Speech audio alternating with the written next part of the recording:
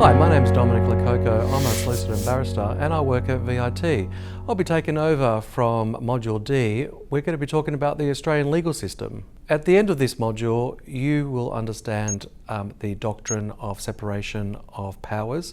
You'll also have a solid understanding of the court system here in Australia. We're also going to be looking at how judges make laws. So in particular, we'll be looking at the doctrine of precedent. We're going to look at statutes in some detail. So we'll understand how they are divided and how they should be interpreted. And you'll also understand how cases are reported and how you can interpret cases. It's important to understand that businesses operate within a legal framework. In particular, you need to appreciate the role that courts and case law play, and also the effect of legislation on businesses. The separation of powers is found in the Australian Constitution and refers to the separation between independent institutions such as the legislatures, those that make laws in Parliament, the judiciary, including the judges that make laws in the courts, and also the executive, which constitutes the government. Laws made by courts are called common law or case law. It's also referred to as general law. In Australia, judges make laws independent of Parliament, and these laws are important for business because they are a source of legal frameworks by which business operates. Judges make case law by creating precedent. When a higher court in a court hierarchy creates a law for the first time, it's considered a precedent. This precedent can either be binding or persuasive. It's binding on lower courts within the same jurisdiction if it relates to the case at hand. So if a decision is made by a court and the court explains the reasons, those reasons form a precedent. They are applied by the lower courts. If, however, a higher court makes comments not related to the dispute before them, it's often referred to as obiter dicta, or say-ins by the way. As I mentioned, decisions that are made by a high court that are enforceable by lower courts is called a binding precedent. If they make comments which are not related to the case at hand, they are referred to as comments by the way, or influential precedent. Sometimes courts in other jurisdictions, such as courts in the US or the UK, may be of influence or of interest in the Australian court system, and that will form part of the persuasive influence in the decision-making process for a court. But that is certainly not precedent. What's important is the reason for the decision, the ratio decidendi, a Latin phrase. The reason why the reason of the decision is important is because that is what is used in the future. So for example, in a murder case, what's important for the future is not so much the outcome of the decision, which is relevant for the parties before them, but what is relevant is the reason behind it. That is the law that's been created. There are court hierarchies here in Australia. The federal court system generally applies federal laws, and the state court system generally applies state laws. However, there is cross-vesting legislation which allows the courts to hear disputes relating to laws outside of their jurisdiction. In relation to the High Court is found in the federal court system. In relation to the Supreme Court is found in the state system. They are the highest courts within their jurisdictions. All courts have original jurisdiction, which means that they are the first place where a case is heard, or they have authority to hear those particular cases. For example, murder is heard in the Supreme Court. They have original jurisdiction or rights in relation to resolve those types of disputes. Some courts, higher courts, also have appellant jurisdiction. Appellant jurisdiction means that they can hear disputes on appeal, so for a second time.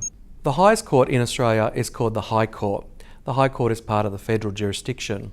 The federal system also has other courts, including the Federal Court, which has a number of divisions, the Federal Circuit Court, which was known as the Federal Magistrates Court, and also other courts such as the Family Court, which deals with family disputes. It also has tribunals, which deal with particular types of disputes. When we look at the state court, the highest court is called the Supreme Court, followed by, in Victoria, the County Court, and in New South Wales, the District Court. When we look at the lowest court within the state hierarchy, we look at the Magistrates Court in Victoria or the local court in New South Wales. There are also different specialist tribunals within the federal system and the state system.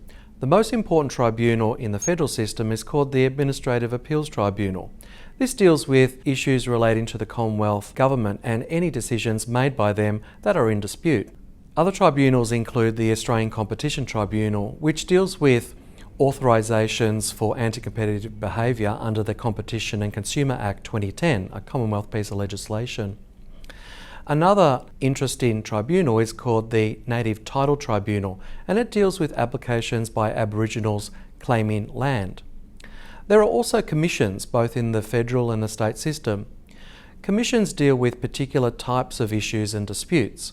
They normally oversee particular legislation. For example, the Australian Competition and Consumer Commission oversees the Competition and Consumer Act and deals with issues and disputes relating to that act. At the state level, there are also tribunals, including the Small Claims Tribunal, which deals with disputes between traders and consumers. There are residential tenancy tribunals that deal with disputes between landlord and tenant. And then there are the Industrial Relations Commissions, which deals with disputes between employer and employee. In some state jurisdictions, these tribunals fall under one umbrella tribunal. In Victoria, for example, all these tribunals fall under VCAT, the Victorian Civil and Administrative Tribunal. When disputes go before the courts, it's important to realise that there is a standard of proof and a burden of proof. The standard of proof refers to the standard that needs to be reached in order to win your case. In a civil case, for example, the plaintiff, the person bringing the case before the judge or magistrate, needs to convince the magistrate or the judge on the balance of probabilities that what they're saying is true and more believable than the other. The burden of proof is placed on the plaintiff. They are the one that has the carriage of the case and must convince the magistrate or the judge before they win. In relation to a criminal case, the prosecution or the police have the burden of proof. They are the ones that charge and bring the matter to court. They also have the standard of proof. The standard of proof in a criminal case is beyond reasonable doubt. That means that the prosecution or the police needs to convince the judge or the magistrate that there are no other reasonable explanations or conclusions for what occurred.